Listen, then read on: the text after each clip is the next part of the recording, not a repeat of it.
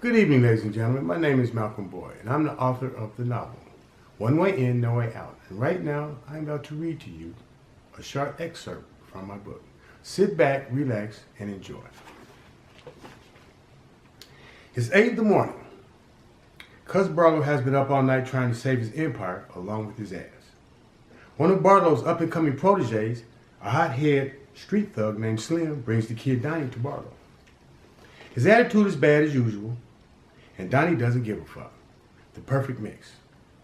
Barlow sees the kid and pats the couch next to him saying, "Hey kid, come sit by your Uncle Cuss. So you're the guy who's gonna save the day, huh? You know, I'd be real happy if you'd help me out. I could get you anything you want." Donnie, knowing a funny line when he hears one, jumps all over Barlow. "How about my grandfather? Can you get him back?" Barlow's surprised at the fire in Donnie's answer and takes a moment to respond. "Well, we both know that's not possible. Look, kid, you're young, but you're not a baby. There's something very important I need to know, and I think you know what it is." Donnie gives Barlow the meanest look he can manage and replies, "What's that?" "Tell your Uncle Cuss where where those two guys that took that stuff from the ranch house." "Who? What guys?" "You know, the Mexican and the black guy." "Oh, you mean Nesto and Man? I don't know where they are. Besides, I don't think Nesto's a Mexican." Barlow's nice Uncle Cuss immediately drops off the map. "I don't give a fuck what you think he is, kid, but you better think real hard on what they talked about. I heard them say that the guy who owns the ranch house didn't pay for that stuff, so they're taking their shit back and fuck you." Cuss almost socks the kid. "Listen, you little shit. Nobody talks to me like that. You hear me? I'll kill your little black ass so fast. What are you waiting for? Permission slip from your mother?" Infuriated, Barlow hits the roof. "Why, you little son of a bitch?" Cuss pulls out his pistol. Donnie jumps over the couch, and Lenny grabs the kid and pulls him to his side. "No, boss, he's just a kid. And that's as far as he's ever going to get in life if he don't watch that smart mouth of his." "Let me talk to him, boss," answers Lenny, trying to placate Barlow. "You're a little pissed right now." Cuss looks at Lenny, then at the kid. He takes a deep breath and realizes that Lenny is taking a breath too, almost coaching Cuss to calm down. Cuss turns and leaves the room. Lenny looks Donnie straight in the eye. With just a look, Donnie gets the message. If you want to live, don't ever do that again. Donnie nods his head at Lenny. Lenny has been at Cuss' side forever. He saved so many people from Barlow's flashes of anger, he's lost count. Lenny seems to be the only one who can talk Barlow back to earth. Cuss has killed a lot of people over the years, and it had not been for Lenny, that count would be twice as high. Lenny takes the kid into the kitchen. "Hey kid, you hungry?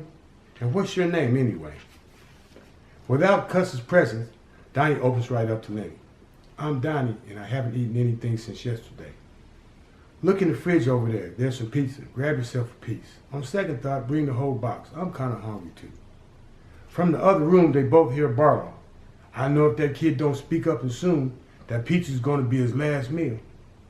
"It's okay, boss. Give us a minute. He's cool." Lenny gives Donnie another look of warning, and again Donnie nods his head to say, "I get the message." Grabbing a slice of pizza from the box that Donnie had put on the table, Lenny asks, "Where you from, kid? You don't look like no country boy to me." "Don't call me kid. My name is Donnie, and I'm from Chicago, and I've been dealing with tough fucks like you all my life." Lenny can't help but laugh. This kid is tough. Right away, Lenny knows why he likes him. Lenny and Cuss grew up in Chicago. Lenny yells to Barlow in the other room, "Boss, guess where the kid's from?" "Yeah, Lenny, I heard.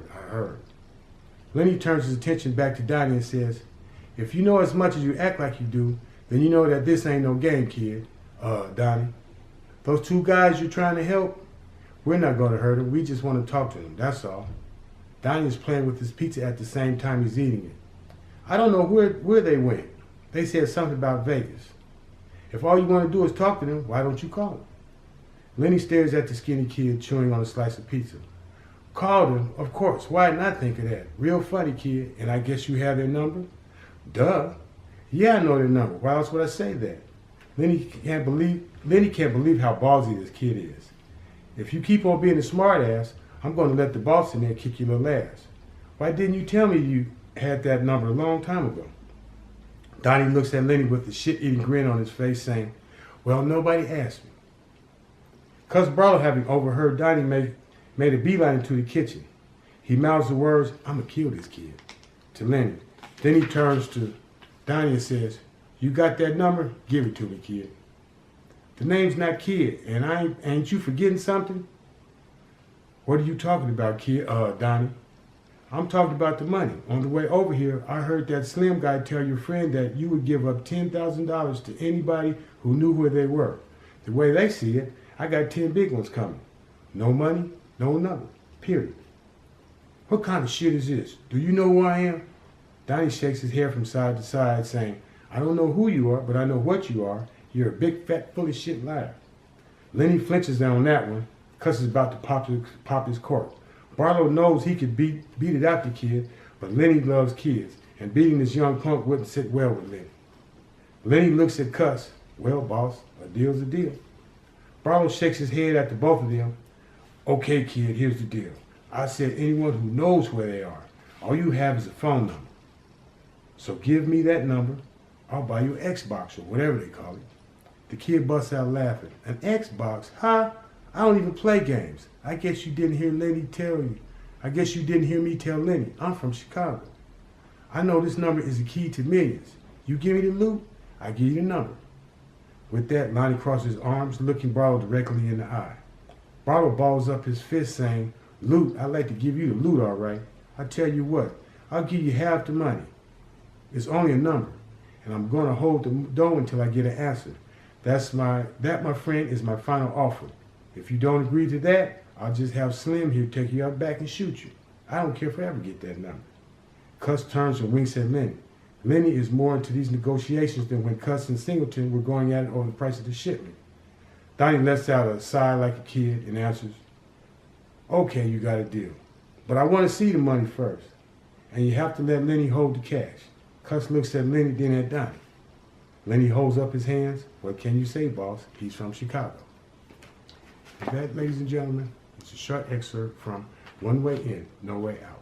I hope you enjoyed. That's all I have this evening.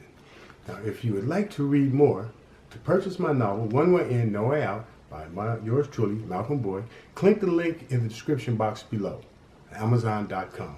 Also, don't forget to subscribe to my YouTube channel. Thank you and good night.